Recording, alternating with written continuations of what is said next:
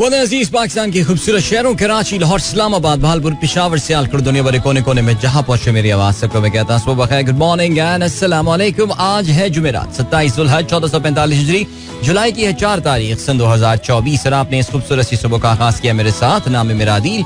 Sunrise show में मेरा और आपका साथ हमेशा की तरह सुबह के 9 बजे तक बहुत सारी इंफॉर्मेशन, बहुत सारी बातें, आपकी पसंद के म्यूजिक, आप लोग के मैसेजेस लेकर आदिल एक बार फिर से आपकी खिदमत में हाजिर है। उम्मीद करता हूँ सब खैरियत से होंगे, सुबह का आगाज अच्छा हुआ होगा और आप लोगों का वीक भी अच्छा गुजर रहा होगा।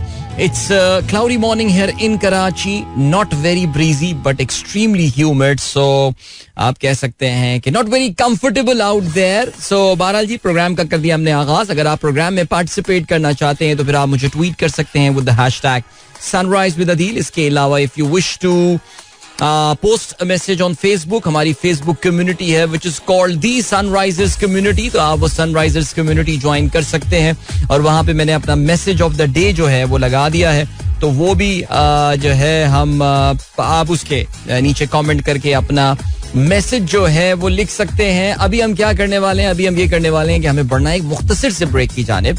It's just a 46 seconds break. मेरे सामने 46 सेकंड का ये वक्फा है, यानी बस मैं गया और वापस आया। सो ऐसा करते हैं कि आगे चल के इसके हवाले से बात करते हैं। Don't go anywhere and keep listening. Yes guys, welcome back. एक बार फिर से आपको खुशामदीद कहते हैं। This is the Sunrise Show with me Adil and good morning। जिन दोस्तों ने प्रोग्राम अभी शुरू किया है 7:18 और बस अब हो गए 19 मिनट। चलें, अब मैं नहीं, सही बात बोल दी मैंने, तो चलें प्रोग्राम काम कर चुके हैं आगाज। आप लोगों की पार्टिसिपेशन भी प्रोग्राम में जो है वो इस वक्त नजर आ रही है। वैसे अभी मैं अखबारात टिटोल रहा था तो मेरे सामने ये खबर आई हुई थी, मौसम के हवाले से ही है। सिटीज, ये डॉन का मेट्रोपॉलिटन का सफा है। Cities feel like temperature surges to 55 degree Celsius. वाह। कहते हैं कराची में कल जो मैक्सिमम टेम्परेचर था दैट वाज 37.1 डिग्री सेल्सियस, लेकिन 65% रिलेटिव ह्यूमिडिटी होने की वजह से कराची का जो फील्स लाइक टेम्परेचर था इट टच्ड अराउंड 55। और महकमा मौसमियात का ये कहना है कि अभी फिलहाल हालात जो है वो बिल्कुल आपके ऐसे ही चलेंगे। इवन दो मेट डिपार्टमेंट ने ये खुशखबरी जरूर सुनाई है कि बाकायदा मानसून की बारिशें जो हैं वो ईस्टर्न सिंध प्रोविंस में दाखिल हो जाएंगी फ्रॉम फ्राइडे, और फिर जाहिर है मानसून का सिलसिला पाकिस्तान में ऑफिशियली इसका आगाज हो जाएगा। और महकमा मौसमियात और हमारे जो एसोसिएटेड ब्लॉगर्स भी हैं, आपको पता है अभी लोग जो हैं वो इन ब्लॉगर्स पे भी काफ़ी इंतजार कर रहे होते हैं long term, short term, medium range weather forecast के हवाले से। सबका यही कहना है कि इस बार मामूल से ज्यादा जो है मानसून की बारिशें होंगी। अल्लाह ताला सब कुछ खैर खैरियत रखे, लेकिन लेट्स सी क्या रहता है सिलसिला। चलें जी, आप लोग के मैसेजेस पे जो है वो नजर डालते हैं। जवेद साहब ने आज का पहला मैसेज भेजा हमें। रोजाना बड़ी अच्छी खबरें शेयर करते हैं हमारे साथ। EU says Instagram's paid ad-free option breaches rule. Okay. European union जो है ये बड़ी सख्त है इन बिग टेक के हवाले से। आप कभी भी किसी वेबसाइट वगैरह पे जा रहे होते हैं, और स्पेशली आजकल हम पाकिस्तानी क्योंकि VPNs इस्तेमाल करके काफ़ी वेबसाइट यूज़ कर रहे होते हैं, तो आमतौर से यूरोपियन VPNs के साथ कनेक्टेड होते हैं, तो हम जिस वेबसाइट पे भी जा रहे होते हैं उस पर वो हमसे कॉन्सेंट वगैरह मांग रहा होता है कुकीज़ के हवाले से। आपको पता ना कुकीज़ क्या होते हैं? You guys know about it, right? I know of course. So वो हमसे कंसेंट मांग रहे होते हैं। ये भी यूरोपियन यूनियन की ही इजाद है, चाहे आप VPN पे हो या ना पे हो। इट बिकम्स ब्रिट एंड में आप एक्सेप्ट ऑल ही कर लेते हैं, बिकॉज कौन बैठ के उन 18 कुकीज में से सेलेक्ट करे, ये डालो ये नहीं डालो, यार माफ कर दो, चलो यार। आई मीन कुछ इनोवेशंस ऐसी होती हैं जो आपको वाकई नहीं पता कि क्यों होती हैं। हाँ, कहने को तो जी हमारे बड़े बेनिफिट में, वो किसके पास टाइम है यार। लेकिन खैर, कहते हैं जी European Union says Instagram paid ad free option breaches the rule. अच्छा, अभी आपको पता है कि जिस तरह एक पेड ऑप्शन जो है, ब्लू टेक वाली ऑप्शन पेड लेकर आए थे, मेटा वाले लेकर आए थे। इसके बाद यूट्यूब प्रीमियम एक सब्सक्रिप्शन है जो जिसमें आप जो है वो पे करके एड्स से छुटकारा हासिल कर सकते हैं। इसी तरह जो इंस्टाग्राम है वो भी अपनी एक पे और कंसेंट एडवर्टाइजिंग मॉडल है। उनका कहना यह है कि जी breaches the European Union rule. Under the tech giant's new service in the EU, users must either consent to receiving personalized ads or pay $12.99 a month to remove them. Okay. उनका ये कहना है कि ये सर्विस जो है it breaches some of the European Union advertising rules, और कहते ये हैं कि उनका डिजिटल मार्केट एक्ट नामी जो है वो एक कानून है जिसको इसको फॉलो करना चाहिए। चलें जी, अब देखते हैं। तो ये चीज तो यूट्यूब प्रीमियम में भी होती है, तो क्या उसमें भी यही चीज होगी? खैर एनीवे आगे बढ़ते हैं जी. और Brazil suspend Meta from using Instagram post to train AI. Interesting ये खबर जरा मुझे पढ़नी होगी तफसील से. I mean I know the background and all, लेकिन फिर भी ग्रेट. अच्छा जी, इसके अलावा स्टैन कहते हैं in a first robot commit suicide in South Korea. Oh, local mourns man made civil servant. जबरदस्त यार, यानी एक रोबोट ने जो है वो खुदकुशी कर ली. माय गॉड, क्या क्या हो रहा है यार ये दुनिया में. Locals in South Korea are now mourning what is, ये देखो फिर कॉन्सेंट आ गया. हटाओ लो कॉन्सेंट यार मेरी, हटो. What is being called as the first case of robot suicide. The civil servant was found smashed up in the stairwell between the first and the second floor. क्यों यार? अच्छा चलें, हो सकता है अपेरेंटली कमिटेड सुसाइड. या ऐसी बातें लगनी है मुझे. हसनैन सीरियसली मैं बता रहा हूँ बस. बहरहाल फ़हीम अली खान क्या कहते हैं जी. डियर ब्रदर, सूरह अल मोमिनून की आयत नंबर 98 और 97 और 98 आपने शेयर की. ऐ मेरे रब, मैं शैतानों के वसवसों से तेरी पनाह चाहता हूँ और उस बात से भी कि वो मेरे पास आए. बहुत शुक्रिया जी फ़हीम साहब, आपने रोजाना की तरह हमारे साथ खबर ये शेयर की. इसके अलावा फ़हीम अली खान ये भी कहते हैं bro, slowly and gradually every opponent of Imran Khan is now admitting that IK was right in many stances. Khan Saab may have strengths and weaknesses, but one quality that makes him great is that he is determination. Please comment on it. Symbol of determination. चलिए देखिए, बिल्कुल आप मेरे ख्याल से I think ये देखें आकिफ फ़हीम, मैं इस बात से तो अग्री करता हूँ. इमरान खान के बहुत सारे जो डिट्रैक्टर्स हैं, उनसे नफरत करने वाले हैं, वो उनका बुक्स का जो एलिमेंट इतना है कि वो वाकई बहुत सारी बातों पे अभी भी नहीं मानेंगे. और वो जाहिर है उस पे अभी भी इस पे इमरान खान की तारीफ करने से या कुछ चीज़ों पे उनको कम से कम अप्रिशिएट करने से कतराते हैं. वो बात अपनी जगह, लेकिन इसमें कोई शक नहीं है कि इमरान खान ने जो डिटर्मिनेशन का मुजाहरा किया है, बिकॉज आपको पता है जिस तरह की कंडीशन में इमरान खान को रखा गया है. यानी अभी रिसेंटली आप जानते हैं कि हमारी रियासत की जानिब से कुछ तस्वीरें रिलीज की गई जिसमें बताया ये गया कि इमरान खान को इस कोठरी में जो है वो रखा गया. मुझे याद है वही द पाकिस्तान एक्सपीरियंस वाला शहजाद गयास, वो कह रहा था देखें जी, आप कह रहे थे कि उसको तो किसी छोटी सी एक उसमें डाला हुआ है, एक काल कोठरी में डाला हुआ है. देखें कितनी कंफर्टेबल जगह पे वो रहता है. नहीं, कितने बेशर्म किस्म के लोग हैं जो ये बता रहे हैं कि वो किस, और सवाल ये पैदा होता है कि इमरान खान किस जुर्म में है. यानी इद्दत वाले केस में, यानी जो पाकिस्तान की पता नहीं, काफी सारे लोग तो ये कहते हैं कि इस्लाम की 1400 साल तारीख में जो है वो इस तरह का कोई केस नहीं है जिसपे इमरान खान को इस वक्त और बुशरा बीबी को इस वक्त जो है वो जेल में रखा हुआ है. सो जो डिटर्मिनेशन वाली बात है, देखिए मैं हमेशा वही बात बोलता हूँ. एक पाकिस्तान की बहुत मशहूर और बड़ी सेलिब्रिटी है, उन्होंने एक बार मुझे बोला था कि यार ये तुम्हारा इमरान खान जो है ना, ये 3 दिन जेल में नहीं रह सकता क्योंकि ये कोकेन के बगैर नहीं रह सकते. ये बड़ी सेलिब्रिटी ने मुझे बात बोली थी. जो लोग मुझे जानते हैं उनको पता है मैं किसकी बात कर रहा हूँ. और मेरे ख्याल से इमरान खान आज सुबह इत्तेफाक से रनिंग करते ही मुझे ख्याल आ रहा था कि Imran Khan is in prison. कल उनको जो है वो 11 महीने हो जाएंगे. और जिस तरह की प्रिजन में उनको रखा गया है, ऑफ कोर्स कल पीटीआई के एक सीनियर मेंबर भी उनसे मिले और उन्होंने बताया कि पाकिस्तान के एक साबिक वजीर आजम को जिस कंडीशन में रखा गया है वो नाकाबिले बयान है. यानी कोई और भी अगर लीडर होता तो अब तक जाहिर है वो कोई ना कोई डील करके भाग गया होता. But what determination man, seriously speaking. I agree with you there यार. बहुत सारी खामी हो, इंसान खता का पुतला है, हर इंसान में स्ट्रेंथ्स एंड वीकनेसेस होती हैं, लेकिन ये जिस लेवल की यहाँ पे इन्होंने इनिंग पुट अप कर दी है, क्या बात है जनाबे वाला. जीशान बेग साहब कहते हैं on the 4th of July 1884 France presented the United States with an incredible birthday gift, the Statue of Liberty. It is as tall as a 15-story building. Limited numbers of visitors can see the rim of the pedestal and the interior of the statue's crown from within. So yes, अच्छा भाई, by the way today is the 4th of July और 4th of July is the Independence Day. America का यौम आज़ादी है. वैसे by the way आज बरतानिया में इलेक्शंस भी होने वाले हैं और मुख्तसरन उस पर भी हम बात कर लेंगे थोड़ी सी. कल यूट्यूब शो में उस पर काफी तफसीली बात कर ली थी. इतनी तफसीली बात कर ली थी कि हमारी बहन ने बोल दिया कि भाई अब मुझसे हजम नहीं हो रही है. तो फिर मैंने कहा चलो क्या करें यार, मजबूर हूँ आदत से. सो बहरहाल, लेकिन हम मुख्तसरन अपने शो में बात कर लेंगे. लेकिन अमेरिका का आज यौम आज़ादी है और अभी तो अमेरिका में शुरू नहीं हुआ, वहाँ पे तभी थोड़ी देर बाद शुरू होगा. लेकिन आज के दिन जो है वो स्टैचू ऑफ लिबर्टी प्रेजेंट किया गया था.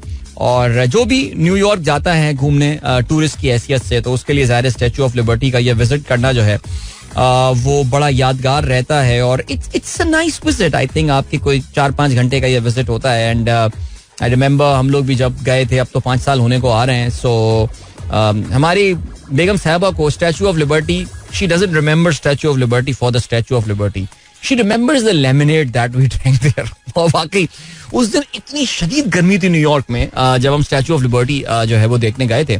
और फिर उसके बाद वहां पे एक लेमिनेट था जो कि एक बड़ा सा ग्लास बिग गल्प $2 का मिलता था. आई थिंक हमने काफी दफा पिया था वो. इट वाज अमेजिंग यार, मजा आ गया था. लाइन में लग के खरीदना पड़ता था. और लेकिन I think it was a nice visit. आपको पता ना कि ये जो स्टैचू ऑफ लिबर्टी का जो ये ग्रीन कलर है, this is the green colour because of the rust. जो ओरिजिनल स्टैचू ऑफ लिबर्टी था वो इस कलर का नहीं था. लेकिन आपको ये भी पता है कि हमारे यहाँ भी एक स्टैचू ऑफ लिबर्टी है. आपने जीशान बेग साहब ने तस्वीर भी लगाई है. गालबन बहरिया टाउन में, आपको पता है मलिक रियाज को बहुत शौक है कि दुनिया के बड़े बड़े जो मॉन्यूमेंट्स हैं उनके रेप्लिकास जो हैं वो यहाँ पर बनाए जाएं. सो उन्होंने भी यहाँ कहीं बनाया हुआ होगा. तो डॉक्टर साहब ने वो तस्वीर जो है वो भी शेयर की है. But statue of liberty it's वाकई यार बड़ा जाइगेंटिक मुजस्मा है ये, और बड़ा पुरशुको बहुत बड़ी पुरशुको ये इमारत है. और इसके आपको पता है ना कि इसकी लॉजिक यही है कि अमेरिका जो है वो बहुत सारे यूरोपियन माइग्रेंट्स के लिए जो है वो एक नई दुनिया थी. It was called the new world. So ये जो लेडी लिबर्टी हैं ये बेसिकली ये वेलकम कर रही हैं बिकॉज ज्यादातर जो माइग्रेंट्स आया करते थे specially from France and Italy and all Netherlands, they used to land in New York. वो न्यूयॉर्क में लैंड किया करते थे बिकॉज वो उस वक्त सबसे बड़ी पोर्ट हुआ करती थी. और ये जो लेडी लिबर्टी वहां पे खड़ी हुई हैं, she was just welcoming them to the land of the free as they say. चलें जी.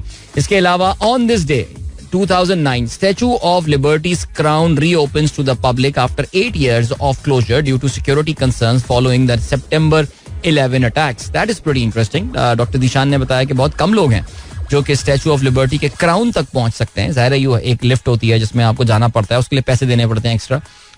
लेकिन उन्होंने बताया कि 9/11 के अटैक्स के बाद, जो कि bye the way south Manhattan इतना दूर नहीं है स्टैचू ऑफ लिबर्टी. इनफैक्ट आपको जो फेरी राइड लेनी पड़ती है स्टैचू ऑफ लिबर्टी से वो साउथ मैनहट्टन से ही लेनी पड़ती है, जहां पे ये ट्विन टावर्स जो हैं ये लोकेटेड थे. सो स्टैचू ऑफ लिबर्टी बंद कर दिया गया था, उसकी जो लिफ्ट थी वो बंद कर दी गई थी, लेकिन 2009 में उसको फिर जो है वो खोल दिया गया था. अच्छा जी.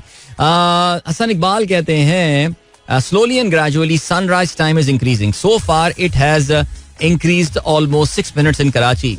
यार हसन, मेरी और आपकी कुछ आदतें ना बहुत मिलती हैं. मैं भी जरा इन नंबर्स पे दिन बढ़ा because we all love winters right. And आजकल तो बहुत ही ज्यादा कराची का जैसा भी टूटा फूटा सा विंटर होता है, but I am really missing that and I am really waiting कि जल्दी से ये रातें लंबी होना शुरू हों. उसके भी एक अलग खूबसूरती है वैसे यार. क्या ख्याल है? ऐसे ही है ना. अच्छा जल्दी से कुछ और मैसेजेस पढ़ लेते हैं. हसान शेख कहते हैं blood donors in Sweden are sent a text message every time their blood is used to save a life. Wow, that is so cool यार. यानी मैंने ब्लड दिया, किसी को ट्रांसफ्यूज हुआ और मेरे पास एसएमएस आता है कि आपका दिया वो खून जो है वो इस वक्त मिस्टर मार्को यानसन की जिंदगी जो है वो बचा रहा है. ओके अच्छा जी. अदाउर रहमान कहते हैं we are in the second round of Wimbledon but no one including Adeel Azhar is talking about this big tournament. The media in Pakistan is extremely dominated by politics and judiciary. Sir Pakistani media में tennis की बात कहाँ होती है? मैंने भी वाकई अभी ये जिक्र नहीं किया विंबलडन का बिकॉज वाकई आई थिंक यार मुझे ऐसा लगता है कि राफेल नडाल के जो है वो टेनिस से ऑलमोस्ट रिटायरमेंट की बात से मेरा इंटरेस्ट टेनिस में, मुझे ऐसा लगता है कि वो वाकई आई थिंक पहले Roger Federer and then Nadal, इससे फर्क पड़ा है मेरे टेनिस में इंटरेस्ट के हवाले से. जैसे कि ईमानदारी की बात है, Formula 1 for me was never the same after Michael Schumacher. I'll be very honest about it. एक जमाना था कि मैं बड़ी रिलीजियसली जो है वो ना सिर्फ Formula 1 रेसेस देखा करता था बल्कि मैं उसका जो प्रैक्टिस सेशन और फिर जो क्वालिफायर हुआ करते थे वो भी देखा करता था. बल्कि मुझे सारी की सारी टीमों और उनके 2 रेसर्स कौन से उनके भी नाम हुआ करते थे, गाड़ियों की प्रॉपर्टीज और क्या इस बार सीजन में गाड़ी में चेंज आ रही है, क्या हो रहा है, वो मालूम होता था. लेकिन फिर जब माइकल शूमाकर रिटायर हुए, he dominated the sport, then he got retired and all. I never followed. फिर सेबास्टियन, अब मेरे बहुत सारे कॉलीग थे, I used to keep an eye Sebastian Vettel क्या कर रहा है और क्या सिलसिला हो रहा है. अलोंसो उस जमाने में, शूमाकर पोस्ट शूमाकर टाइम की अगर हम बात करें उसमें वो काफी अच्छा रेस किया उन्होंने. लेकिन वाकई आई लेफ्ट द इंटरेस्ट. मुझे लग रहा है टेनिस में भी ऐसे ही सीन हो रहा है. Not that I don't enjoy watching it but या आई थिंक वो वाली बात अब रही नहीं है. बट खैर चले जी, अभी आपको हम लिए चलते हैं एक ब्रेक की जाने. 2.5 मिनट का ब्रेक है, मिलते हैं आपसे इसके बाद. So don't go anywhere and keep listening. Alright, 7:38 is the time. Farhan Saeed की आवाज आपने सुनी है. Song that is featured very frequently in my program because I like it, so I play it a lot. But very nice, especially nice song considering the weather in Islamabad right now. Because हमारे कुछ दोस्तों के messages जो हैं वो आए हैं और बताते ही हैं कि जी इस्लामाबाद का मौसम कल रात से वाकई बड़ा खूबसूरत हो गया और इस वक्त भी जो है वो इस्लामाबाद में वक्फे वक्फे से बारिश जो है वो जारी है. And the good thing is that this rain is going to continue in Islamabad. बल्कि अब तो ये समझिए कुछ बारिशों का सिलसिला शुरू हो गया है. वो जो वर्स्ट ऑफ द टाइम था दैट इज बिहाइंड अस. बल्कि इनफैक्ट मैं अभी क्लाउड मूवमेंट देख रहा था. I think there is some good news on the horizon for Lahore as well. No, I am not talking about एक वन ऑफ शावर, बल्कि आज से स्टार्ट होने के बाद इस पूरे वीकेंड बल्कि मंडे तक जो है there will be lots of showers and thunderstorms in Pindi, Islamabad, in fact on the entire GT road bed, Sialkot as well. So congratulations guys. अल्लाह ताला इस बारिश को पाकिस्तान के लिए, हमारे मुल्क के लिए बराने रहमत साबित करे. अल्लाह ताला इस मुल्क से नाराज है. कोई अच्छी खबर हमारे मुल्क के लिए आ नहीं रही है. बहुत ज़्यादा उम्मीदें हम लगा के बैठे हुए थे 10 जुलाई तक इकोनॉमी भी बेहतर हो जाएगी, लेकिन वो भी अब ठीक होती भी फिलहाल नज़र नहीं आ रही. सो हम यही समझते हैं और यही दुआ करते हैं कि अल्लाह ताला पाकिस्तान के लिए जो है वो ये बराने रहमत साबित हो. और जावेद साहब ने बल्कि अपने घर से आसमान की तस्वीर भी जो है वो खींच के भेजी है. कहते हैं temperature around 27 degree Celsius after night shower started from tonight with Adeel Azhar. वाह, मेरे शो की हमने शो में दुआ की थी. क्या की थी हमने दुआ बारिश के लिए, लेकिन बहरहाल जी उसके बाद से जो बारिशें हैं वो शुरू हो गई हैं. जावेद साहब ये भी कहते हैं मैंने भी फुटबॉल मैराडोना की वजह से देखना शुरू कर दिया था और उसकी रिटायरमेंट के बाद देखना छोड़ दिया था. What a player he was. इसमें तो खैर कोई शक नहीं है. खैर लेकिन यानी आपने तो फुटबॉल छोड़े हुए काफी अरसा हो गया आपको.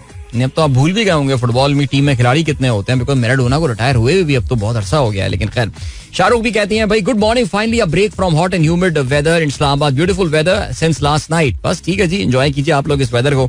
आने वाले दिनों में इंशाल्लाह सिचुएशन जो है वो ऐसी ही रहेगी. शोएब चौधरी साहब कहते हैं हैप्पी इंडिपेंडेंस डे ब्रो. यार आपने मुझे ऐसा बोल दिया ऐसा पता नहीं यार, मैं बड़ा कोई अमरीकी हूँ, लेकिन क्या कर सकते हैं सर. चलें आगे बढ़ते हैं. और क्या सीन है. और फेसबुक पे जरा मैसेजेस पर नजर नहीं डाली, देखते हैं जी आप लोग के तामीरी मैसेजेस कौन कौन से हैं. इमरान यूनुस कहते हैं अस्सलाम वालेकुम अदील भाई, अटेंडेंस लगा दें on route Nathia Gali with family. Please pray for our safe journey. भाई बहुत सारी दुआएं आपके लिए. बारिशें बहुत एक्सपेक्ट करें आप आने वाले दिनों में. In fact over the weekend I am sure आप लोग वहाँ वीकेंड गुजारने के लिए जा रहे होंगे. So there's going to be lots of rain over the weekend. So Allah Taala आप लोग खैर खैरियत से पहुंचाएं. And you guys have a wonderful time. नथिया गली, what a place. Altaf Baig साहब थैंक यू. रोमाना कहती हैं can you please explain right wing and left wing politics? Thanks. Romana काफी दफा वैसे ये प्रोग्राम में जिक्र हो चुका है. मैं सोच रहा हूँ कि इस पे एक YouTube वीडियो बना लेनी चाहिए. क्या ख्याल है. वैसे कोई मुझसे आजकल पूछता है कि अदील भाई मुझे स्टॉक मार्केट में इन्वेस्टमेंट शुरू करनी है, लेकिन मुझे तो उसकी ABCD भी नहीं है. जैसा उर्दू में कहते हैं कि मैं तो अभी इसकी अबजद से भी वाकिफ नहीं हूँ. तो मैं उनको रादर देन अपनी पूरी तकरीर सुनूं. देखो मेरे भाइयों और बहनों, स्टॉक मार्केट एक वो जरिया है जिसके, तो मैं यहाँ पे रुक जाता हूँ और मैं कहता हूँ देखिए मेरी YouTube पे एक वीडियो है. कल भी किसी का मैसेज आया था, हमारे कोई व्हाट्सएप ग्रुप के लाहौर के दोस्त थे और उन्होंने उनका मेरे हम नाम थे, नेम से अदील उनका नाम था. उन्होंने कहा अदील भाई ऐसे मुझे स्टॉक मार्केट में इन्वेस्टमेंट शुरू करनी है, आप मुझे बताइए मैं कहाँ से स्टार्ट करूँ. तो मैंने फिर कहा, मैंने कहा देखो यार ये वीडियो है मेरी, आप जाके देख लें. तो मुझे खुशी हुई कि उन्होंने फिर बाद में कहा कि नहीं मैंने आपकी वीडियो ढूंढ ली थी आपके YouTube चैनल पे और मैं अभी वही देख रहा हूँ. इट्स वेरी इन्फॉर्मेटिव और आपने बड़े आसान अल्फाज में ये बात बताई है. तो मैंने कहा थैंक यू सो मच. तो मैं सोच रहा हूँ कि रोमाना इस पे एक वीडियो बना लेनी चाहिए.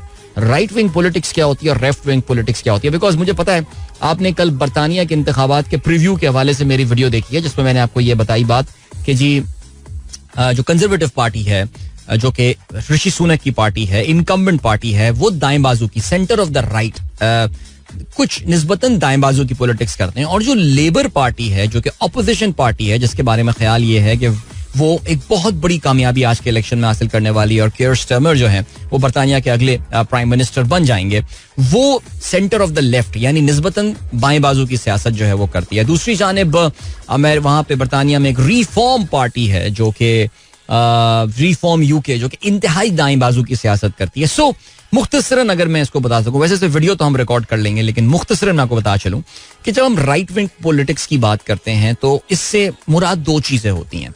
एक होती है कौम परस्ती, नेशनलिज्म बहुत ज्यादा. सी इसको पॉलिटिकली, अब देखें मैं आप कॉम्प्लिकेट कर रहा हूं चीजें, लेकिन सुन लें एक बार कि जहां पे हम धड़ों की बात करते हैं कि ये दाएं बाजू की सियासत, बाएं बाजू की सियासत, इसको दो तरीकों से देखा जा सकता है.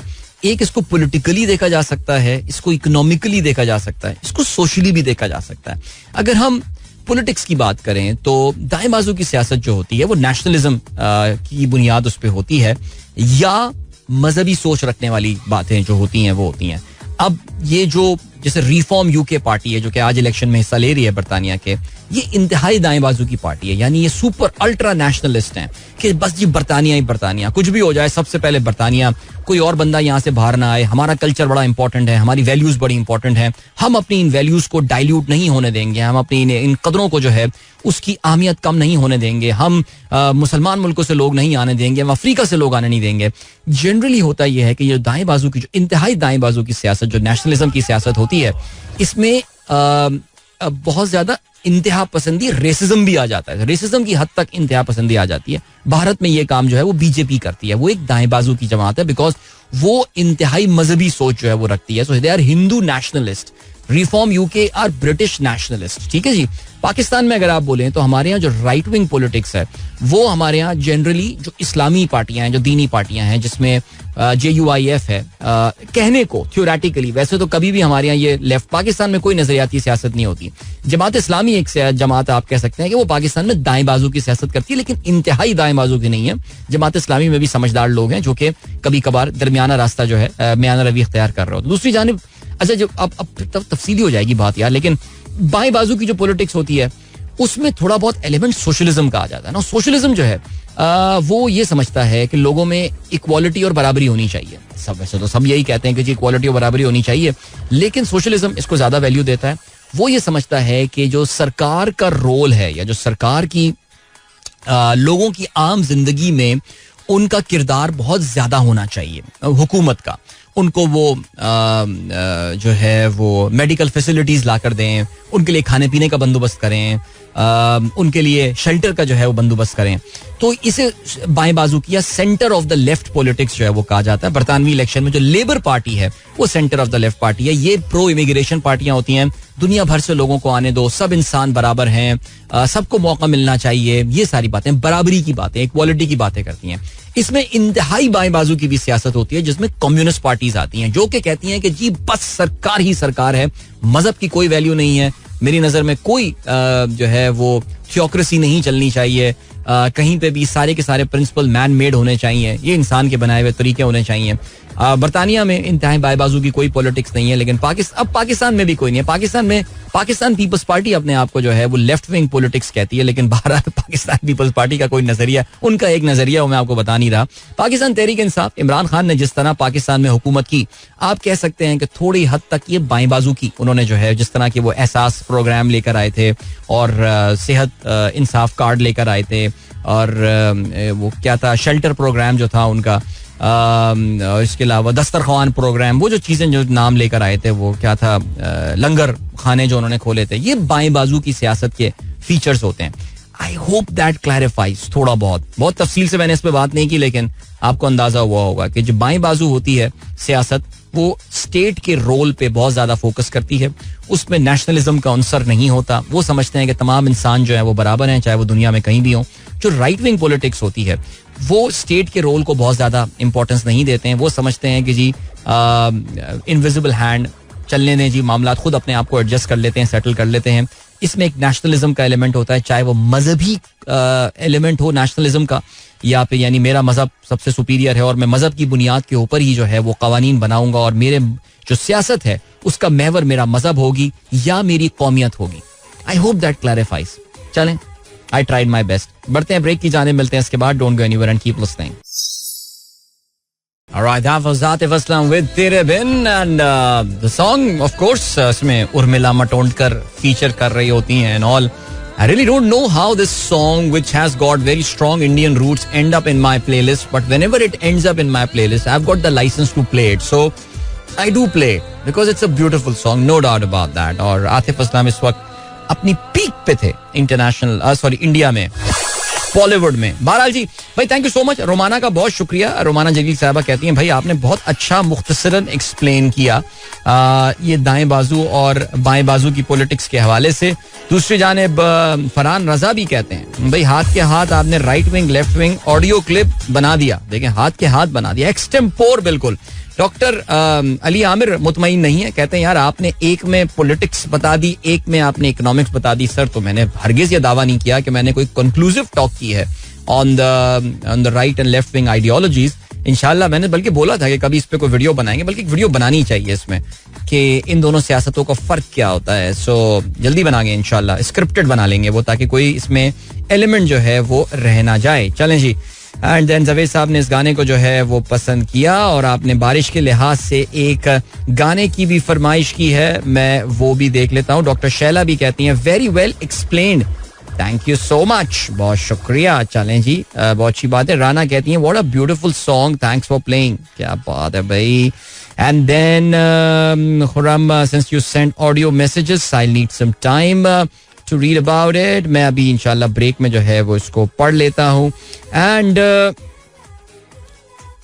अच्छा जी, मोहसिन अकबर जो है वो कहते हैं what do you think is the most popular form of the politics in the world, right wing or left wing? See, Mohsin, there is no specific answer to this. दुनिया की सियासत जो है वो दाएं और बाएं बाजू के दरमियान ऑसिलेट करती है. इस वक्त अगर आप देखें तो शायद दुनिया में जो दाएं बाजू की पॉलिटिक्स है उसका आजकल तूती बोल रहा है. दाएं बाजू की पॉलिटिक्स का फोकस जो है वो इस वक्त जरा नेशनलिज्म की तरफ जो है वो सियासी तौर से दुनिया का झुकाव जो है वो ज्यादा है. हाउएवर बर्तानिया is going to buck that trend और आज वहां पे जो इलेक्शंस होंगे उसमें मैं पता है कि सेंटर ऑफ द लेफ्ट सोच रखने वाली पार्टी लेबर पार्टी जो है वो इलेक्शन जीतने में कामयाब हो जाएगी और जाहिर है उसका ताल्लुक जो है वो कंजर्वेटिव्स की बदतरीन कारकर्दगी से भी है. चलिए जल्दी से आज के अखबारात में शामिल अहम खबरों पे नजर डालते हैं और ऐसा लगता है तमाम अखबारात ने मुत्तफिक हो कि आज जो अपनी लीड बनाई है वो शहबाज शरीफ और पुतिन की मुलाकात है. इन दोनों की मुलाकात जो हुई है वो अस्ताना में हुई है. Astana is the capital of Kazakhstan और वहां पे शंघाई कोऑपरेशन ऑर्गेनाइजेशन के लीडर्स की जो है वो मुलाकात होने वाली है. PM wants barter system to push trade with Russia. In meeting with Shahbaz, Putin expresses readiness to promote cooperation on food security. Offers Tajikistan to use Karachi port for transit trade. Xi Putin hail efforts to harden anti-West alliance. आप जानते हैं कि ये जो Shanghai cooperation organisation है ये एक sort of इसके बारे में ख्याल यही किया जाता है कि ये एक मगरिब के मुकाबले में एक ये अलायंस जो है ये बनाया गया है और इसमें ऑफ कोर्स चीन, नाम से ही लग रहा है, बड़ा इंपॉर्टेंट रोल प्ले करता है. Vladimir Putin of course plays a very important role, is a very regular attendee into this conference. So चलें जी आगे बढ़ते हैं.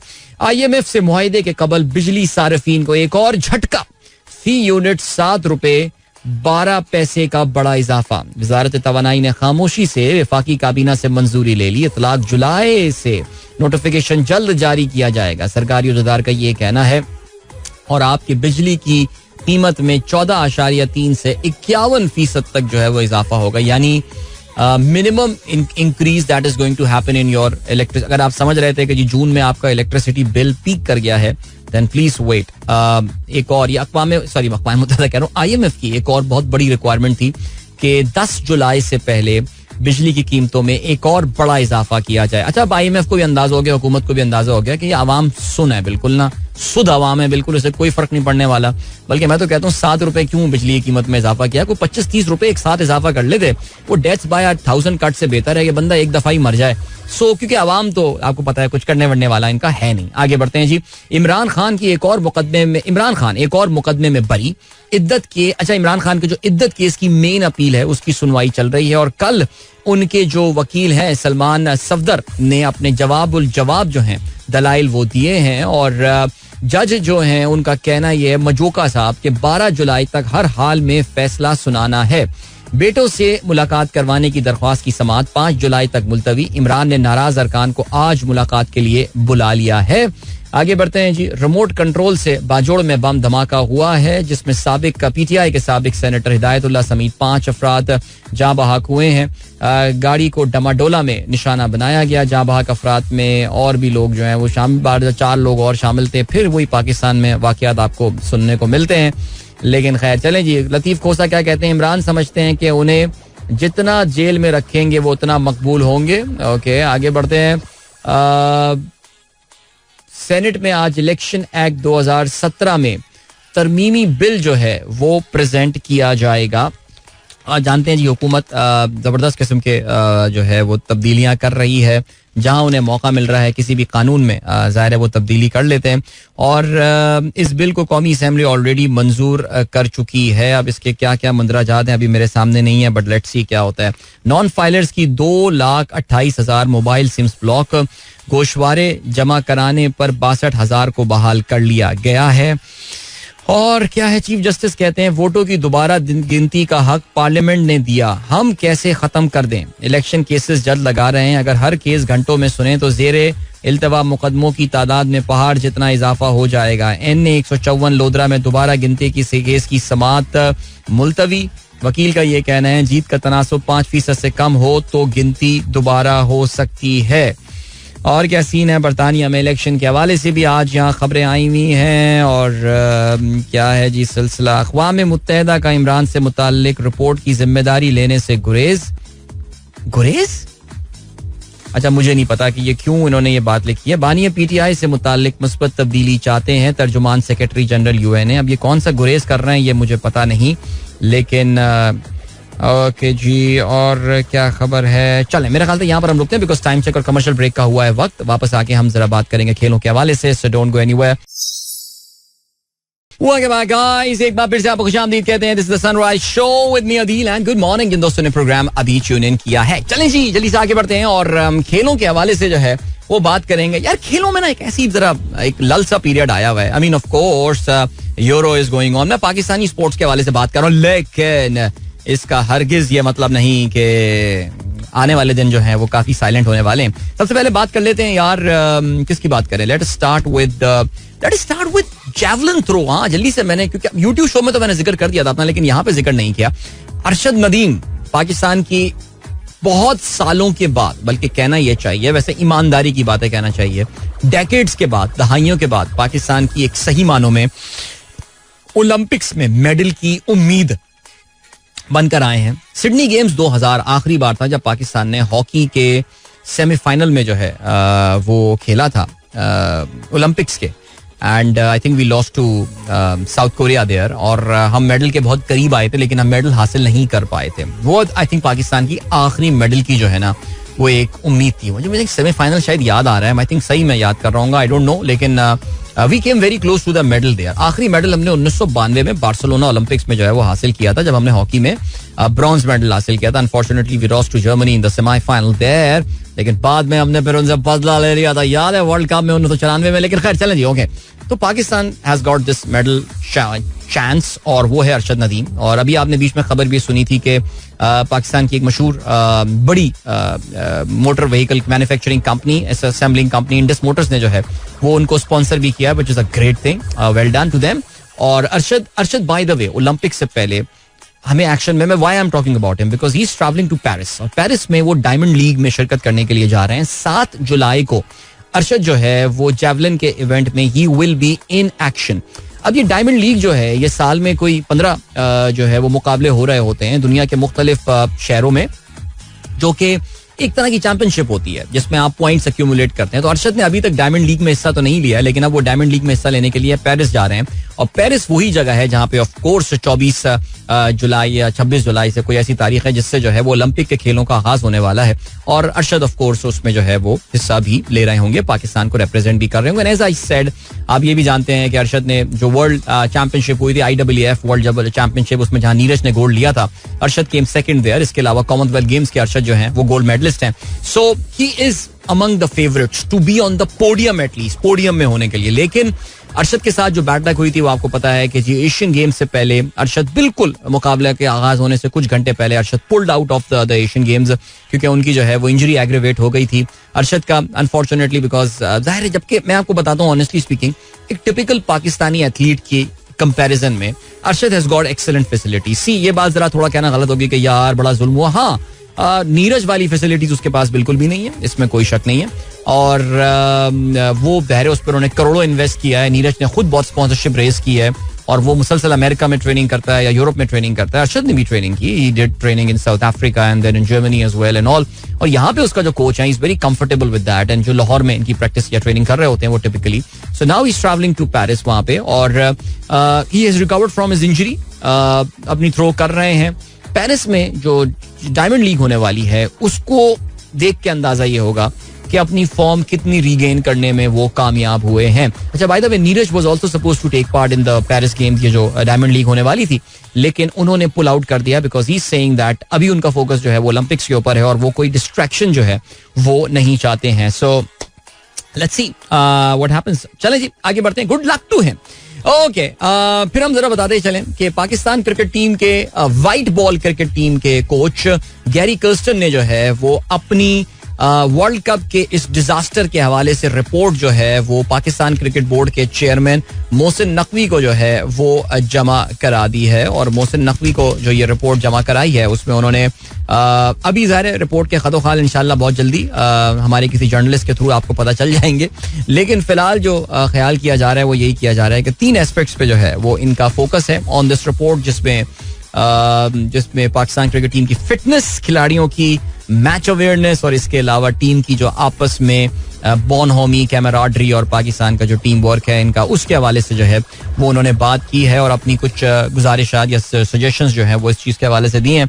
अब देखते ये हैं कि वो क्या कहा था, सर्जरी पाकिस्तान क्रिकेट टीम की जिसका दावा मोहसिन नकवी ने किया है, उसका आगाज कैसे होता है और क्या होता है. मैंने कहा देखें जी, सबसे इंपॉर्टेंट पॉइंट यही आता है कि किसी भी किस्म की सर्जरी का दावा बिल्कुल खोखला होगा जब तक आप इन चले हुए कारतूसों को, इन फेल्ड क्रिकेटर्स को जो कि अपने क्रिकेटर करियर में भी फेल हुए, ना उनके पास कोई अथॉरिटी थी इससे पहले, ना कोई मैनेजरियल पोजीशन थी और पाकिस्तान क्रिकेट टीम में जो है बड़ी बड़ी पोजीशनों में बैठ गए थे वो जाके. लेकिन खैर एनीवे, आगे बढ़ते हैं जी. बाबर आजम का दोबारा कप्तान बनना संगीन गलती करार. राशिद भाई कहते हैं अगर सिलसिला जारी रखा गया तो ये उससे भी बड़ी गलती होगी. स्टार बैटर इसी वजह से अपने खेल से भटकने लगे, कमजोर कप्तान है. देखो यही बात है कि कमजोर कप्तान तो हैं, लेकिन बाबर को ये बात क्यों नहीं समझ में आ रही, क्यों साया कॉर्पोरेशन भी उसको नहीं समझा रही है कि भाई अल्लाह के लिए छोड़ दो कप्तानी, माफ कर दो यार. लेकिन क्या करें. चलें जी, आगे बढ़ते हैं. और क्या सीन है. कनाडा लीग में शिरकत, पाकिस्तानी क्रिकेटर्स को पीसीबी ने इजाजत दे दी है और कहते ये हैं कि जी बाबर आजम, शाहीन शाह अफरीदी, मोहम्मद रिजवान ताहाल एनओसी जारी नहीं किए गए. इसकी वजह इवेंट को आईसीसी की जानिब से तस्लीम ना किए जाना है. मालकान की तब्दीली के सबब ऐसा हुआ है. इवेंट में आसिफ अली, मोहम्मद आमिर, इफ्तिखार अहमद और मोहम्मद नवाज को भी हिस्सा लेना है. दूसरी जानिब अमरीकी मेजर लीग में क्रिकेट इवेंट जुमे से टेक्सास और नॉर्थ कैरोलिना में शुरू हो रहा है. 6 टीमों की ये लीग 28 जुलाई तक जारी रहेगी. मजमूई तौर पर 21 मैचेस खेले जाएंगे. चलें जी, कौन कौन है खिलाड़ी इसमें. Abrar is going to feature there, Haris Rauf इसमें होंगे, जमान खान, इमाद वसीम जो है वो भी इस टूर्नामेंट में एक्शन में नजर आने वाले हैं. चलें जी, आगे बढ़ते हैं. और क्या सीन है. अच्छा जी, बिल्कुल, पाकिस्तान और इंडिया जी चैंपियंस ट्रॉफी का मैच कल की, ये बड़ी खबर थी. इसका जो है वो शेड्यूल भी लीक हो गया. मैंने देखा, ये पता है ना, पाकिस्तान क्रिकेट बोर्ड में कोई बात सीक्रेट होती नहीं है, कोई ना कोई उसको ऐसे लीक कर देता है, यानी जैसे बस, यानी सही इन्होंने सीलिंग की नहीं है पाकिस्तान क्रिकेट बोर्ड की. मसला ये है, कोई भी अभी गैरी कस्टन की पूरी रिपोर्ट आप देखिएगा सामने आ जाएगी और गैरी कस्टन भी बोलेगा, अंगुश बदंदा हो जाएगा कि यार ये मैं कहाँ फंस गया भाई. तो अभी क्या हुआ है जी, पाकिस्तान क्रिकेट बोर्ड ने एक शेड्यूल बना के जो है वो आईसीसी को भेजा है. उसमें बताया ये कि जी 1 मार्च को जो है वो लाहौर में पाकिस्तान और भारत एक दूसरे के आमने सामने आएंगे. पीसीबी की जानिब से भेजे गए मुजव्वदा शेड्यूल की तस्दीक से ताहाल बीसीसीआई का गुरेज. पाकिस्तान हुकूमत की मशावरत से फैसला होगा. 19 फरवरी से 9 मार्च तक शेड्यूल इवेंट के 15 से 7 मैचेस कद्दाफी स्टेडियम, 5 रावलपिंडी में और 3 मैचेस जो हैं वो सिर्फ कराची को दिए गए हैं. बहुत ठीक किया है, बहुत ठीक किया है. कराची में नहीं चाहिए मैचेस भाई, हमें नहीं चाहिए. खेलो तुम वहां पे, खेलो भाई, उधर करो. बिल्कुल ठीक है. अच्छा जी, और क्या टीम है. भारत ने जनूबी अफ्रीका को जेर करके ट्रॉफी. अच्छा, ये क्या बातें हैं, चलो छोड़ो, हमें भी पता है. आगे बढ़ते हैं. और क्या सीन है. पाकिस्तान टीम से दूर होते ही शादाब की फॉर्म में वापसी, हैट्रिक. अबे हटाओ यार, आई मीन ऐसी कोई हल्की पुल्की, पता नहीं यार इसको क्यों. कल मैं देख रहा था, एक जंग ग्रुप के भी मशहूर सहाफी हैं, उन्होंने लिखा कि शादाब बैक इन फॉर्म. वो कौन सी फॉर्म यार, कौन सी क्रिकेट खेल रहे हैं जिसमें फॉर्म इनकी चाहिए वापस यार. बहुत तपी हुई है यार, सीरियसली यार. एनीवे, चलें जी, और क्या सीन है.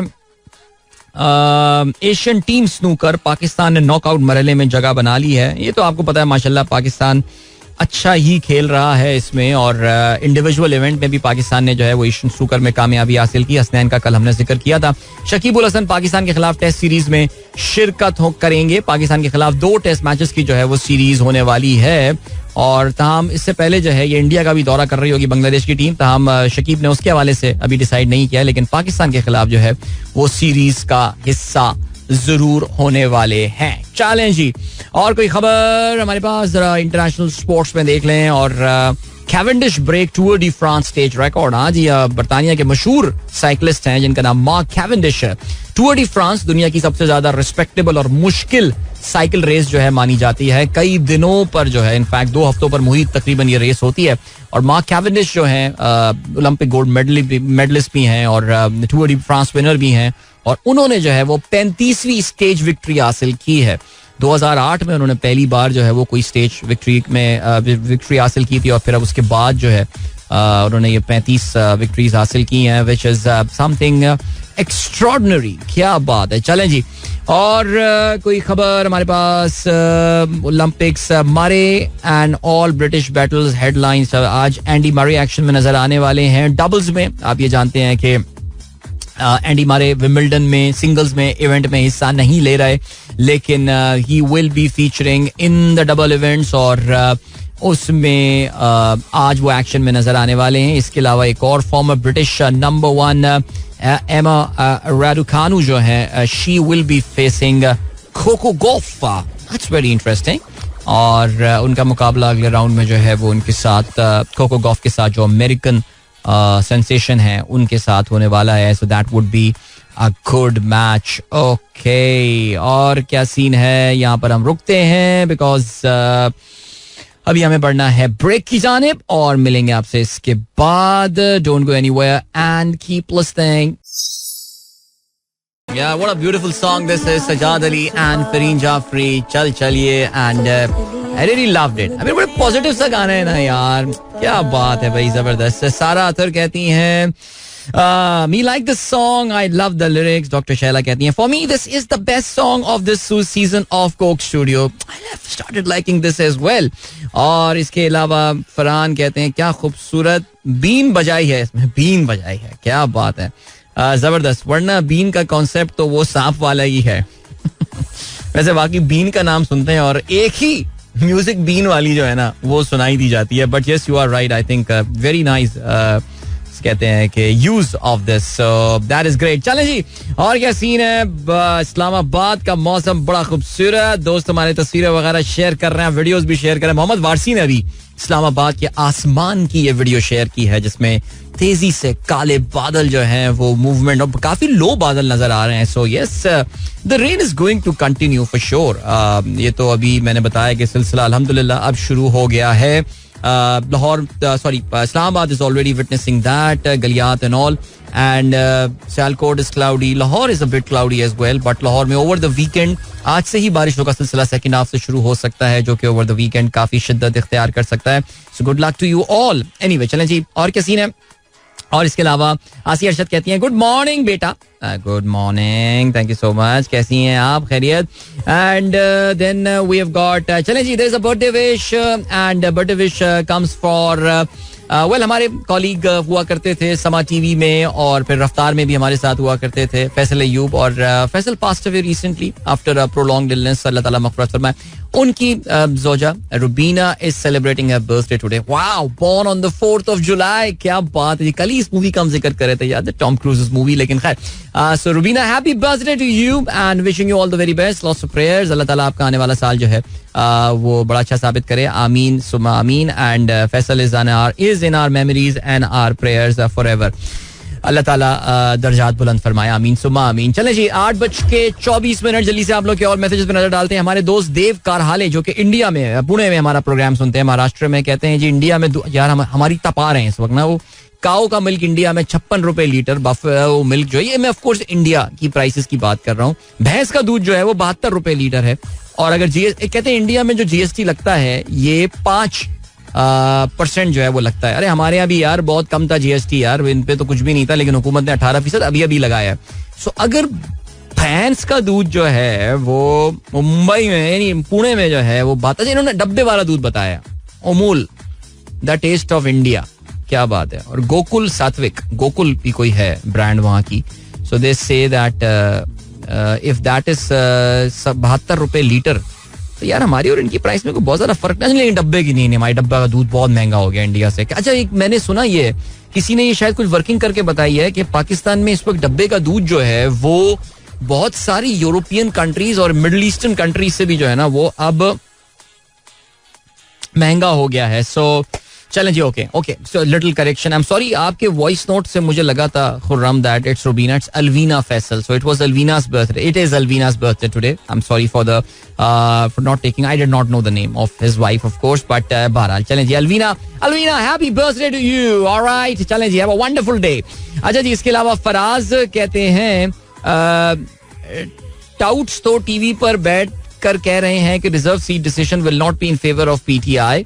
हाँ, वो तो खैर आपको पता है कि एक साहब हैं जिनको पहले से पता होता है सारे डिसीजंस जो है वो क्या होने वाले हैं. सो या उन्होंने बता तो दिया है, अब आगे देखते हैं सिचुएशन जो है वो क्या होती है.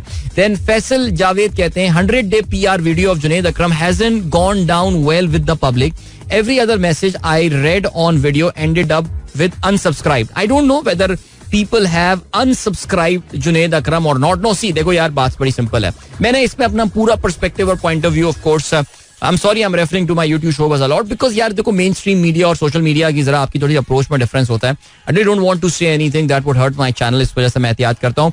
सी, जुनैद का हुआ क्या है, जुनैद अकरम की जो वीडियो ऑफ कोर्स पोस्ट हुई है, इसमें जो प्रॉब्लम हो गई ना वो ये हो गई है कि वो जो पैसा लेने वाली बात आई है, यानी एक सवाल ये पैदा होता है ना कि क्या आप पैसा लेकर फिर you will be like, will you talk about anything?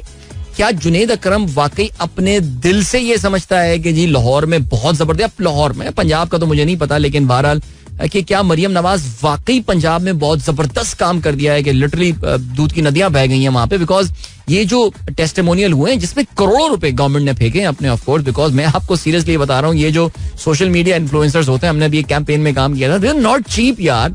ये एक घंटे के लिए आपके मिलियन, 1.5 मिलियन, 2 मिलियन रुपए जो है वो ले रहे होते हैं.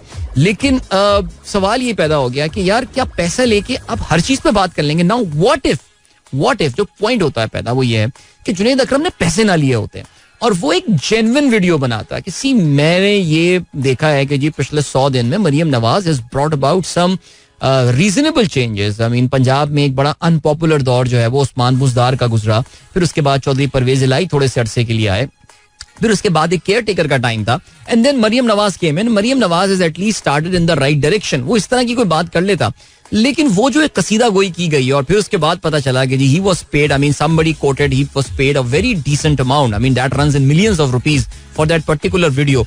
वहां पे आके जो है ना वो गेम खराब हो गई. अभी सैयद मुजम्मिल हसन जैदी जो एक और पाकिस्तान के मशहूर यूट्यूबर हैं और बड़ा अच्छा सीरियस कंटेंट इनका होता है, उनका ये ट्वीट में अभी पढ़ रहा था जो उन्होंने कल रात में ट्वीट किया, आज अल सुबह बोल के कह सकते हैं. I think the 100-day digital campaign was a good exercise.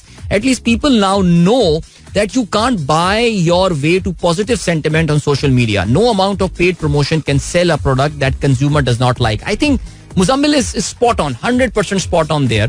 और दूसरी मैं ये समझता हूँ कि यार जहां तक हुकूमतों की अच्छी कारकर्दगी का ताल्लुक है, अगर आपकी हुकूमत की वाकई कारकर्दगी बहुत अच्छी है, you do not need a paid campaign for that.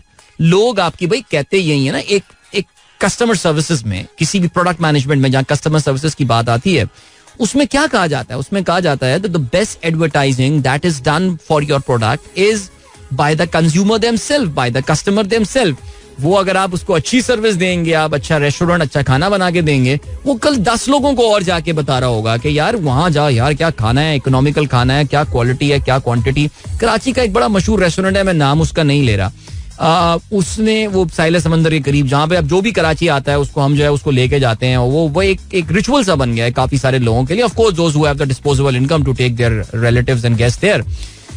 वो सिर्फ और सिर्फ कस्टमर सर्विस की बुनियाद पे चला है कि यार क्या सर्विस है उनकी. आप जरा सा कुछ डिश के बारे में बात करें, वो तो पूरी की पूरी नई चीज ले आते हैं, वो तो आपको बल्कि पार्सल भी दे देते हैं, लीजिए आप पार्सल भी ले जाइए हमारी तरफ से. आई मीन उनकी इतनी अच्छी कस्टमर सर्विस है. नहीं, मैं यहाँ देखें उसके बारे में बात कर रहा हूँ. We all know which restaurant we are talking about. Same applies with the government. आपकी कारकर्दगी अच्छी होगी, लोग खुद उसके हवाले से बात करेंगे और लोग आपको दोबारा वोट भी करेंगे. फिर अब उसके लिए ये करोड़ों रुपए की कैंपेन करना और ये सारी बातें, जी मैं लाहौर गया और मैंने देखा ये हो रहा है वो हो रहा है, ना it does not help. I think थोड़ा सा ये बैकफायर हो गया है और बहरहाल अब इसमें लेट्स सी. मेरे ख्याल से वो मानेंगे तो नहीं इस बात को. मैंने सुना ये आइमा बेग ने तो बल्कि अपनी वो वीडियो जो उन्होंने लगाई थी पैसे लेके वो उन्होंने डिलीट भी कर दी इसी वजह से कि पब्लिक बैकलैश काफी ज्यादा आया. अब क्या जुनैद अकरम को इस पे फर्क पड़ेगा? उनके 1.17 मिलियन शायद फॉलोअर्स हैं. Have they gone down? I don't think कोई बहुत बड़ा इसमें फर्क पड़ा होगा. लेकिन बहरहाल अभी हम बढ़ रहे हैं जी ट्विटर ट्रेंड्स की जानिब. सॉरी आज फेसबुक पे काफी सारे मैसेजेस जमा हो गए हैं जिनको मैं ज्यादा नहीं पढ़ पाया हूं, लेकिन मैं अब थोड़ी देर बाद में आके ब्रेक के बाद आके उनको पढ़ूंगा. वाह वाह वाह, मुझसे तो तू मन जाता था, अब जाने क्या करता होगा. जुनैद भाई अब किसी और से मन जाती होंगी, सो कोई बात नहीं. ये तो लाइफ मूव्स ऑन यार, लाइफ मूव्स ऑन. बहरहाल what a beautiful song. Of course the song dedicated to our friends in Islamabad who are enjoying the beautiful overnight rain there, जहां पे बारिश का सिलसिला जो है वो अभी भी जारी है और दुआ यही है कि आने वाले दिनों में बाकी जगहों पे भी बाराने रहमत जो है वो नाजिल हो. आमीन सुबह आमीन. 8:40 हो चुके हैं. गुड मॉर्निंग जिन दोस्तों ने प्रोग्राम अभी ट्यून इन किया है. और क्या सीन है? सीन ये है भाई, हमारे दोस्त आसिफ मंसूर साहब ने घाना से तस्वीरें भेजी हैं. इससे पहले मोज़म्बिक में होते थे, now he has moved to Ghana and so from the southern Africa to West Africa now. So Zabardast sir, enjoy your time and thank you for listening. I think आपके लिए तो सुबह और जल्दी हो गया होगा शो. ये बिल्कुल मैं I'm sure कि Ghana would be an hour behind Mozambique, an hour or two maybe perhaps, but बहरहाल चले जी. ग्रेट. इसके अलावा रोमाना कहती हैं भाई आपने बड़ा अच्छा ये right wing left wing politics जो है वो समझाया, बहुत शुक्रिया, thank you so much. And Salim Khan कहते हैं please give a wake up call to the nation because inflation tsunami is on the way. We are dumb Karachi people feeding the country with empty stomach.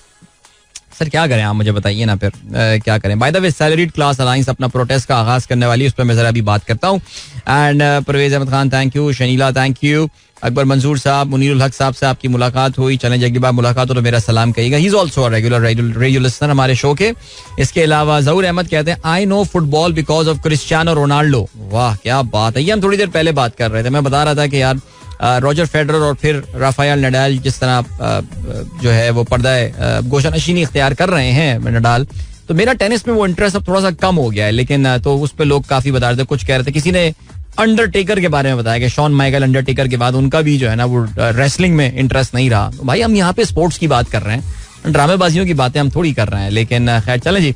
मियां खुर्रम कहते हैं today is my wives last paper of MPhil, please wish her best of luck. भाई मियां खुर्रम की wife जो कि MPhil का आज आखिरी paper दे रही हैं, भाई उनको बहुत बहुत बेस्ट विशेस. अल्लाह ताला उनकी तैयारी के मुताबिक पेपर आए उनका. आप किस चीज में एमफिल कर रही हैं आपने बताया नहीं, लेकिन फिर भी चलें जी ग्रेट. इसके अलावा शाहीन ताहिर कहती हैं अस्सलाम वालेकुम and good morning to all. Must watch video of Adeel भाई for stock exchange and I am working on it though I need some time.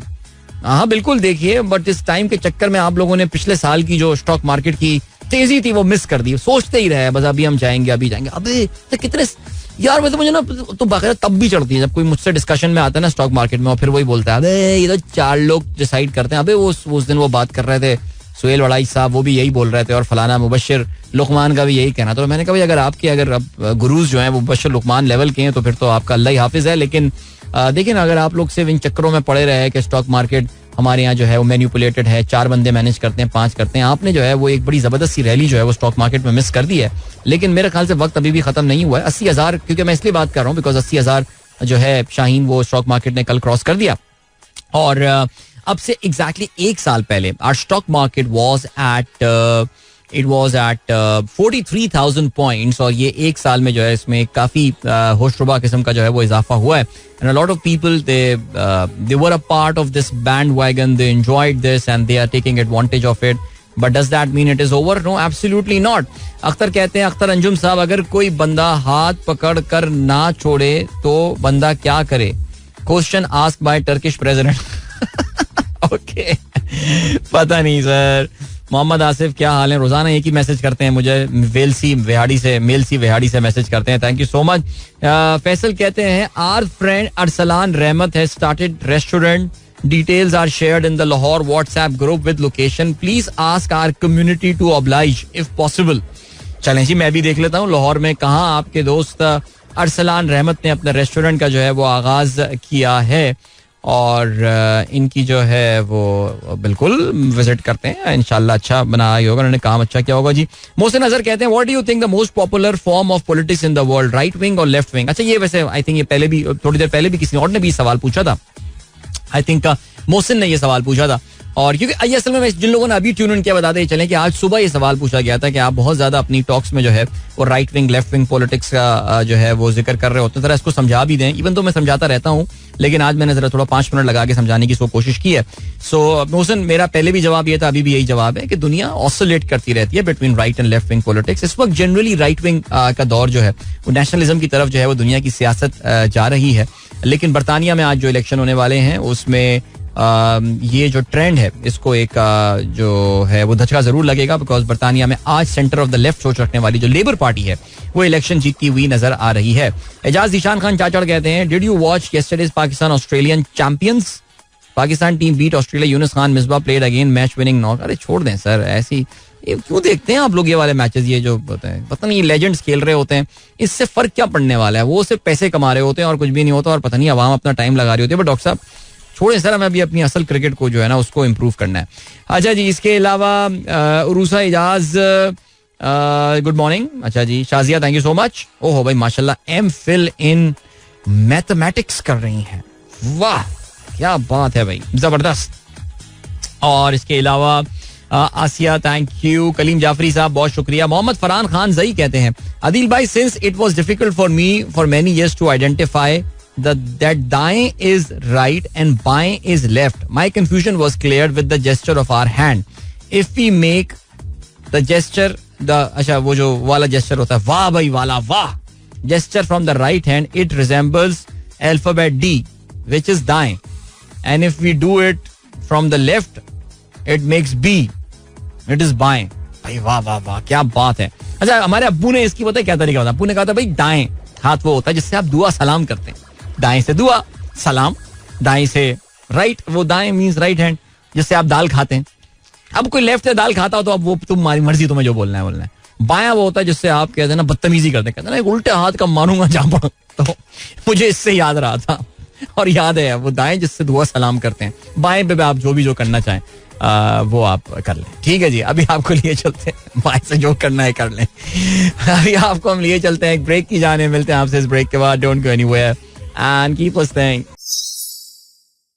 Welcome back guys, एक बार फिर से आपको खुशामदीद कहते हैं. This is the Sunrise Show with me Adil and good morning. जिन दोस्तों ने प्रोग्राम अभी ट्यून इन किया, this of course is the last link of the show. और जल्दी से जरा बात करते हैं 2 खबरों के हवाले से. सबसे पहले तो ये कि जी बरतानिया में आज इलेक्शन होने वाले हैं. 4th of July it is Independence Day. हमारे एक दोस्त ने सुबह जोश में आके कहा कि happy Independence Day to all Pakistanis. मैंने कहा क्या हो गया भाई, अभी हमारी इंडिपेंडेंस डे आने में 40 दिन है. उन्होंने कहा यार हम भी तो एक झेली रियासत ही हैं. सो बात तो खैर भाई ने ठीक की है, लेकिन मुझे याद है कि मैं जब अमेरिका के दौरे पे गया था, ऑफिशियल दौरे पे 2012 में, तो मैं जब स्टेट डिपार्टमेंट लोगों से मिला था तो मैंने ये करारदाद पेश की थी. मैंने कहा था जी अमेरिकन इलेक्शन में वोटिंग पाकिस्तान में भी होनी चाहिए, बिकॉज अमेरिका का जो भी सदर आता है उससे पाकिस्तान की पॉलिसी पे बड़ा फर्क पड़ता है, पाकिस्तान के हालात में बड़ा फर्क पड़ता है. बल्कि इस वक्त तो आपको पता है कि शायद अमेरिका में लोग अमेरिकी इलेक्शन को इतना गौर से ना देख रहे हो जितने पाकिस्तानी इलेक्शन को देख रहे हैं. Talking about the American election bye the way, I think हम रोजाना कुछ ना कुछ जिक्र कर रहे हैं. जो बाइडन साहब ने आज 2 टोक अल्फाज में ये बात बोल दी है, यानी अमेरिका की आज यानी 3 जुलाई को वहां पे उनके कैंप ने 2 टोक, और जो बाइडन ने आज कॉल की अपनी जो कैंपेन के मैनेजर्स हैं उन सबको फोन करके ये बोला है आई am not banking out. Okay, वो बेसिकली कह रहे हैं जी मैं तो करूंगा फाइट, कुछ भी कर लो. I am the nominee of the Democratic Party, no one pushing me out, I am not leaving. तालियां. बहरहाल चलें जी. ओके जी, हुआ ये है कि कहते हैं कि जी अभी बीच में स्पेकुलेशन माउंट हुई थी, बिकॉज देखिए न्यूयॉर्क टाइम्स ने एक रिपोर्ट पब्लिश की थी, और न्यूयॉर्क टाइम्स ने एक एडिटोरियल भी लिखा था अपना, और उनके पूरे एडिटोरियल बोर्ड ने जो है वो उनको ये बात बोली थी कि आप अमेरिकन सियासत की for the sake of America stability and politics and all, आप प्लीज इस रेस से अलग हो जाना. New York time is a very anti-Trump and a very left-leaning sort of a newspaper. So वो डेमोक्रेटिक पार्टी जो वो बात करेंगे, it should really matter for democratic party. लेकिन बहरहाल जी, अच्छा और भी कुछ तकरीबन मैंने 3 और एडिटोरियल्स पढ़े हैं अमेरिका में जहां पे ये बात की गई है कि ट्रम्प, माफ कीजिएगा, Biden should consider quitting this race. लेकिन बहरहाल जी, अच्छा हाँ, वो ये कि कल जो है वो कमला हैरिस और जो बाइडेन के दरमियान उनके क्लोजेस्ट एडवाइजर्स के साथ एक बंद कमरे में एक लंच हुआ है, जिसके बारे में काफी ज्यादा ये चेमोगोइयां हो रही थी कि इसके बाद क्या कोई बड़ी अनाउंसमेंट हो सकती है. बिकॉज सुनने में यही आ रहा है कि if Biden pulls out, Kamala Harris is going to be the backup candidate. ये शायद मैं पहले भी बात कर चुका हूं कि कमला हैरिस is no solution.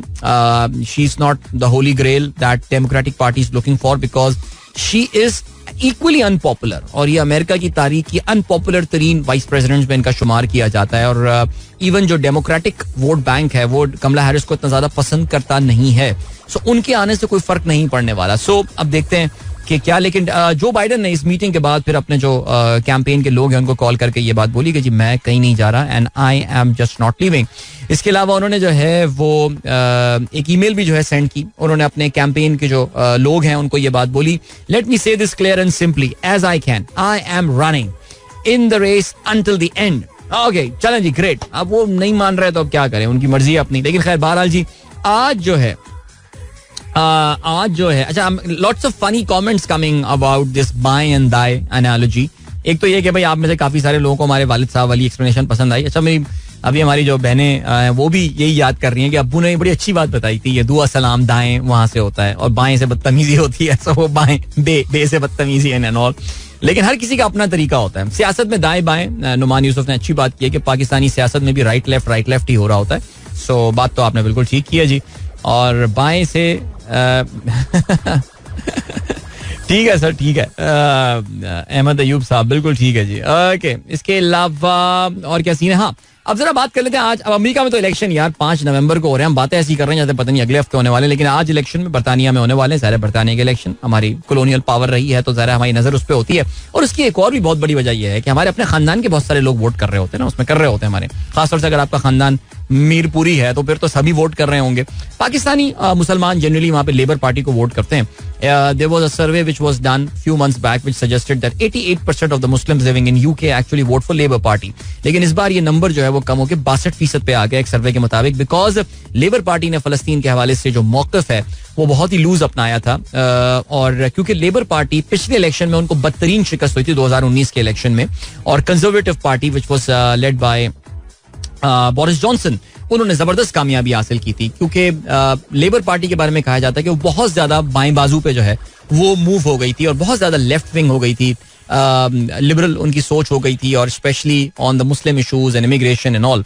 सो अब क्या सीन हुआ है? अब ये सीन हुआ है कि जो नए इसके कीयर स्टारमर साहब आए हैं, जो कि अगले प्राइम मिनिस्टर बरतानिया के हो जाएंगे मोस्ट प्रॉब्ली, उन्होंने इस पार्टी को जो है वो काफी हद तक सेंटर ऑफ द लेफ्ट पे लेकर गए हैं. तो वो फलस्तीन के इशू के ऊपर बहुत ज्यादा खुल के उन्होंने जो है बात नहीं की है. लेकिन ज्यादातर जो फलस्तीन माफी जो मुसलमान पाकिस्तानी हैं, वो जो कैंडिडेट्स भी हैं वो लेबर पार्टी के ही हैं. और Sadiq Khan of court London के मेयर भी हैं, री इलेक्ट भी हुए हैं. वो खैर इस इलेक्शन में तो हिस्सा नहीं ले रहे, लेकिन कहते ये हैं कि आगे उनके एम्बिशन जो है वो लेबर पार्टी को लीड करने और शायद बरतानिया के आगे वो प्राइम मिनिस्टर भी बन सकते हैं. However, having said that, conservative party जो पोल्स बता रहे हैं, कल मैं यूट्यूब शो में शेयर भी कर रहा था आप लोगों के साथ, that only 21% of the people now say, 22% people say that they are going to vote for the conservative party.